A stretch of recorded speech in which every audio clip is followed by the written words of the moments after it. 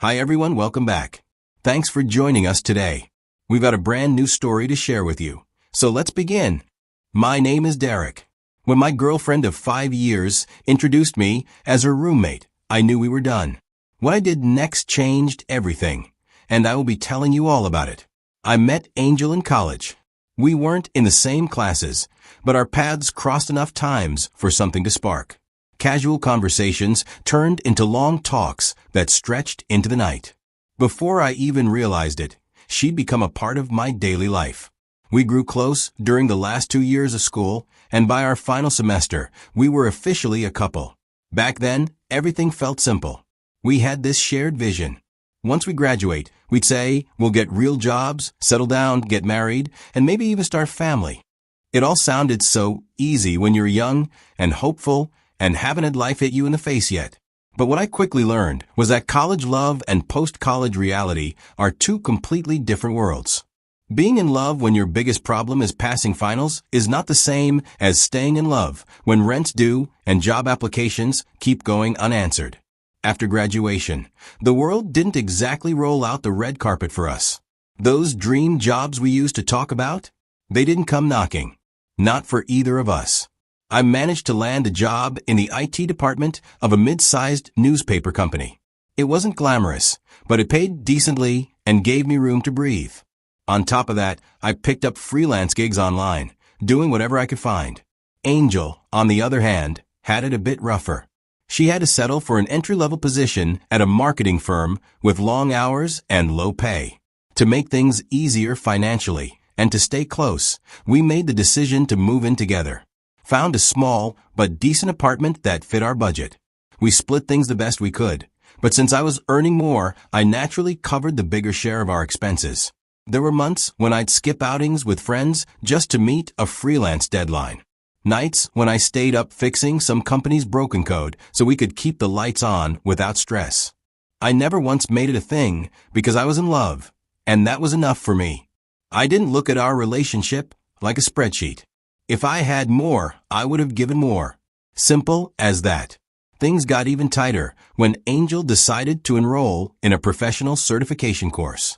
It was a great move for her career, but it meant she'd have less time to work and even less money coming in. Without hesitation, I told her not to worry about rent or bills for a while. I'd cover them. It just made sense to me. She needed support, and I was happy to give it.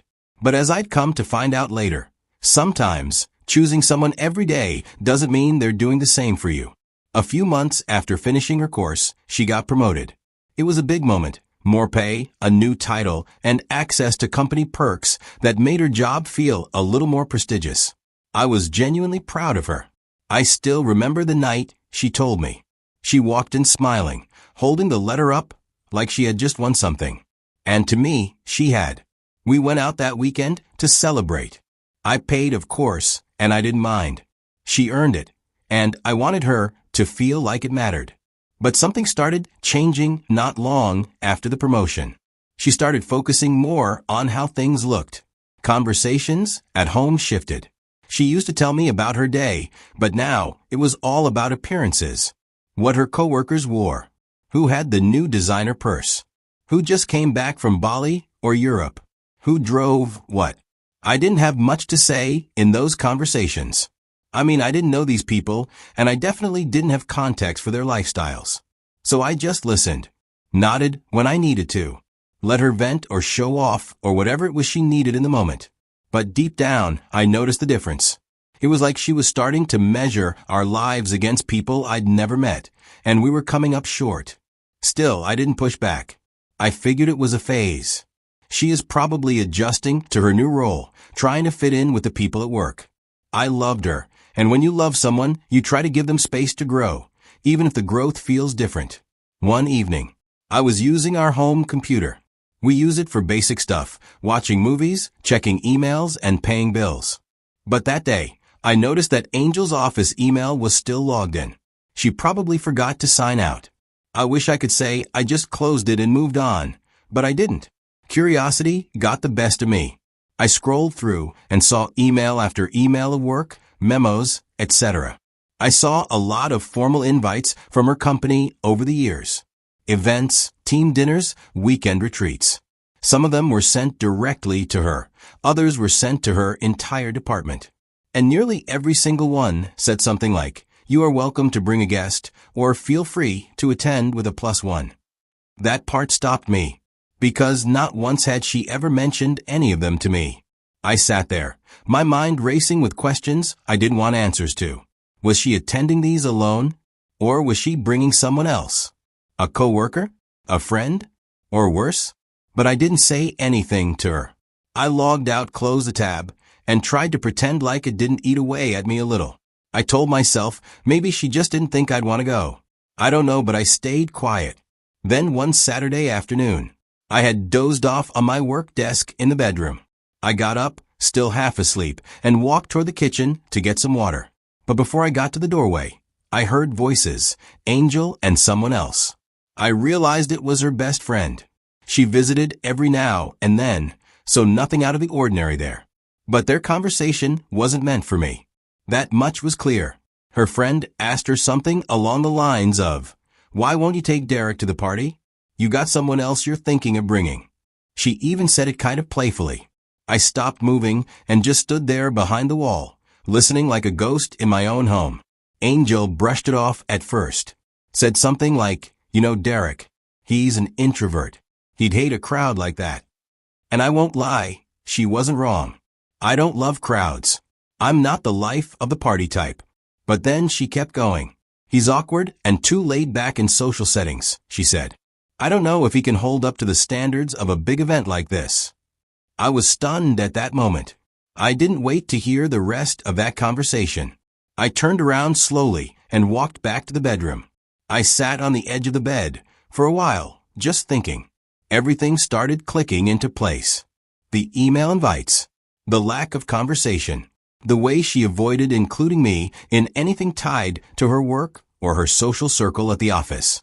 It's like I wasn't ever part of her image, or I didn't fit into whatever version of success she had started crafting for herself. And that hurt more than I could explain. Not because I need to be paraded around or shown off, but because I had always shown up for her. And now, it felt like she didn't even want to claim me when it mattered. So, a week before Angel's company was throwing this big corporate party, she suddenly asked if I wanted to come with her. And let me be real with you, I was surprised when she brought it up. I had a feeling this wasn't her idea. I had a strong hunch her best friend probably pushed Angel to finally extend the invite. So when she suddenly acted like she wanted me at this party, I couldn't take it seriously. I turned her down immediately. But she kept pushing. She asked again and again, each time acting like this would mean so much to her. And for some reason, I gave in. I don't even know why. Maybe part of me still wanted to believe I mattered to her. So I got myself ready. I booked a haircut, wore my best fitted suit, and even turned down a couple of jobs I had lined up that weekend just so I could go and support her. We get to the venue, and it's one of those classy, well-lit ballrooms that scream corporate image. We hadn't even been there 5 minutes when we ran into a small group of her coworkers. They looked friendly enough. One of them asked who I was. And that's when she, with a casual smirk and zero hesitation, turned to them and said, "This is my roommate." I felt like someone had yanked the ground from under me. I didn't know whether to laugh, to ask her if she was joking, or to just walk out of that building. I mean, roommate? But I didn't say a word. I forced a smile. A part of me that had been holding on just gave up. We stayed through the event. I don't remember much after that moment. Everything else blurred out. I was just going through the motions until we could leave. When we got home later that night, I waited until we settled in. Then I asked her, calmly, honestly, "Why did you introduce me like that?" She rolled her eyes and said, "It's not that deep. You know how corporate types are. You should be lucky I even keep you around. Not everyone would settle for a guy like you." That hit harder than the word roommate ever could. Because at least roommate could have been a joke, right? But this was her telling me that I was beneath her. She saw herself as doing me a favor by being with me. I didn't argue or raise my voice. I just nodded, said, "All right," and apologized. That corporate party had taken place over the weekend, And by Monday morning, Angel was up, dressed, and out the door to work. No apology or a passing thought about how her words might have landed. She gave me a quick "see you later" and left for work. But I had already made up my mind. I'd spent the rest of that weekend turning things over in my head. It wasn't just about the party. That night opened my eyes to something deeper. She didn't value me anymore. She didn't even try to hide it. And when someone shows you that clearly where you stand in their life, you either accept being invisible or you leave. So I left. While she was away at work that Monday, I just quietly began packing my things, my clothes, my laptop, my books, everything I had brought into that apartment. I had already scheduled a moving company the night before. They came right on time, helped me load up everything into the truck while I kept things quiet so the neighbors wouldn't ask questions. I sat down and went through all the bills. I canceled every automatic payment that came out of my account, rent, electricity, internet, everything that had my name on it. I took my name off the lease and called the utility companies to remove my info. Everything I could detach myself from, I did. By the time I was done, I was no longer tied to that apartment in any way. Before I walked out for the last time, I placed the apartment key on the kitchen counter with a short note beside the key, written in my cleanest handwriting. "Good luck paying rent, roommate." Then I left. I wasn't there when she walked into the apartment and saw my things gone, keys on the counter, and that note sitting right where she couldn't miss it. I wasn't there to see her expression, but I didn't need to be. When her first wave of texts came in, I knew she was home. In one of the texts she asked, "What the hell is this?" And in another she asked, "Are you seriously being this dramatic?" Hours later, when I didn't reply, she sent voicemails. Her voice sounded strained, like she was pacing. Angry at first, snapping about how I was overreacting, how I couldn't take a joke. But after a few more hours, the tone changed. I could hear her trying to hold back tears in one of them. She asked, "Derek, are you really going to throw away 5 years like this?"